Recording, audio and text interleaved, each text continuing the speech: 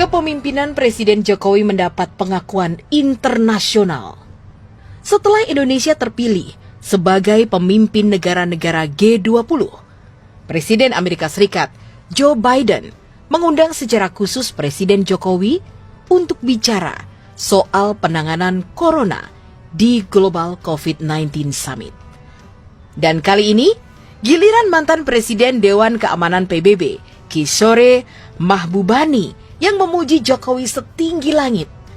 The Genius of Jokowi, tulisnya dalam sebuah artikel yang dimuat di Project Syndicate.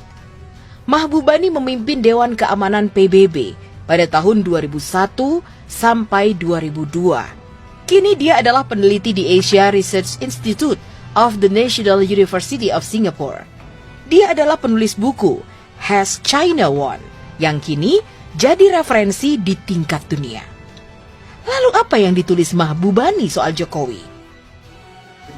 Kitab bangsa-bangsa di Asia Afrika mendesak reformasi PBB.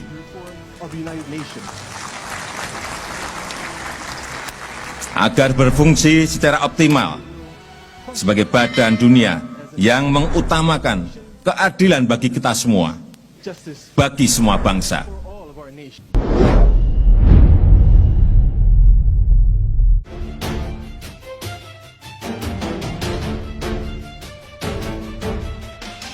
Artikel Mahbubani berisi pengakuan betapa beruntungnya Indonesia karena memiliki Presiden Joko Widodo. Jokowi menurutnya patut menjadi role model bagi good governance di banyak negara. Apalagi banyak negara besar dan biangnya demokrasi justru terjebak memilih pemimpin conman yang bisa diartikan sebagai hanya pintar bicara. Mahbubani memulai tulisannya dengan mengatakan Indonesia adalah salah satu negara yang paling sulit untuk dipimpin. Tak semua orang akan sanggup menjadi presiden di negara seperti Indonesia. Mengapa? Karena bentangan wilayahnya dari barat ke timur yang sangat luas, bahkan lebih besar dari Amerika Serikat. Bukan hanya jumlah pulau-pulaunya yang banyak, namun keragaman etniknya juga luar biasa banyak. Ini adalah potensi konflik luar biasa bila tidak disikapi dengan benar. Masih ditambah fakta, bila saat krisis keuangan tahun 1998, ekonomi Indonesia menyusut luar biasa hingga 13%. Dan banyak pengamat memprediksi Indonesia akan segera kolaps sebagaimana Yugoslavia. Tetapi di masa Jokowi, hambatan-hambatan memimpin negara yang dianggap sulit ini justru mampu dilewatinya. Jokowi bahkan berhasil membentuk standar pemerintahan baru yang layak ditiru banyak negara demokrasi besar lainnya. Sebagai awalnya, Jokowi telah menjembatani perpecahan politik yang terjadi di Indonesia. Ia memasukkan Prabowo dan Sandiaga Uno, mantan rivalnya dalam Pilpres 2019, ke dalam kabinetnya. Semangat rekonsiliasi.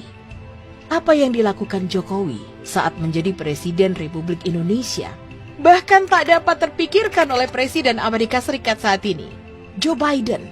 Meski Biden berpengalaman lebih dari 30 tahun sebagai senator, ia tetap tak mampu menyembuhkan luka perpecahan yang timbul sejak Pilpres 2016 di Amerika Serikat.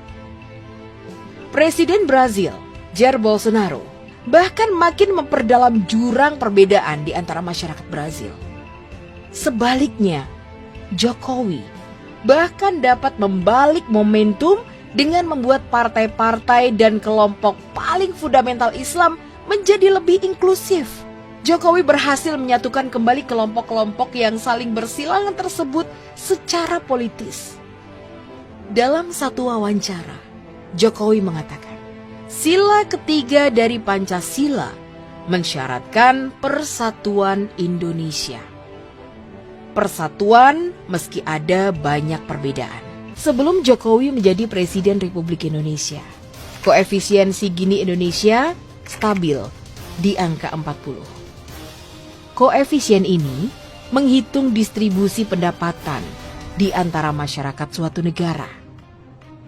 Di bawah pemerintahan Jokowi, untuk pertama kalinya, angka koefisien Gini turun dalam 15 tahun, yang mengindikasikan adanya pemerataan pendapatan. Hutang luar negeri Indonesia pun termasuk rendah menurut standar internasional, yaitu di bawah 40% GDP. Meski demikian, pengalamannya sebagai pengusaha ekspor membuat Jokowi sangat paham bagaimana suka, duka, dan seluk-beluk menjalankan bisnis kecil.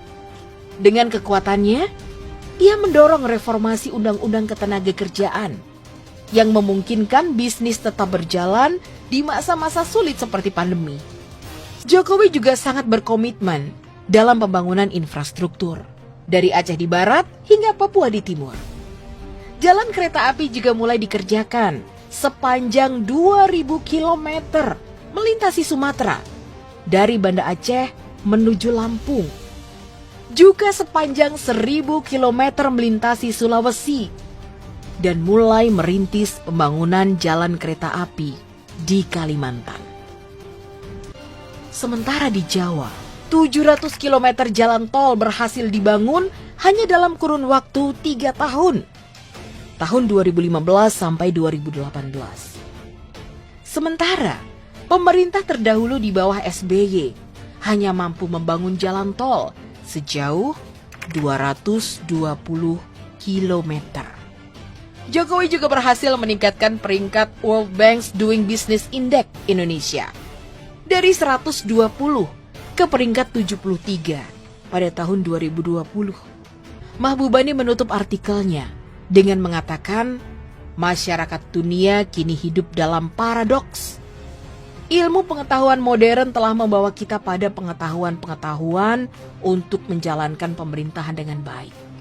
Tapi sebaliknya, negara-negara besar, pelaku demokrasi justru malah terjebak memilih pemimpin yang hanya bisa bicara, seperti Donald Trump dan Perdana Menteri Inggris Boris Johnson. Inilah mengapa kesuksesan Jokowi semakin mendapat apresiasi yang kian besar. Dunia harus belajar dari Jokowi tentang good governance.